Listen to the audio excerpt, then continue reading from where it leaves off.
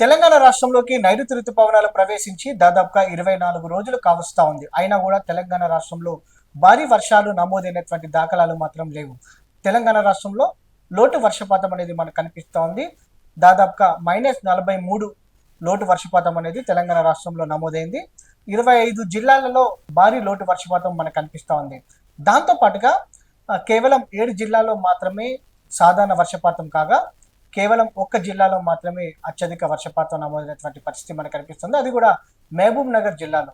వాతావరణ కేంద్రం అధికారులు చెప్పిన దాని ప్రకారం చూస్తే మాత్రం ఖచ్చితంగా ఈ సంవత్సరం దాదాపుగా 106% మేర వర్షపాతం నమోదవుతా ఉంది.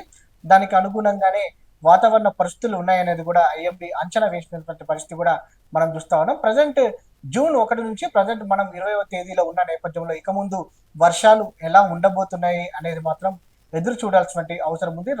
రైతులు కూడా ఎదురు చూస్తున్నటువంటి పరిస్థితి మనకు కనిపిస్తా ఉంది.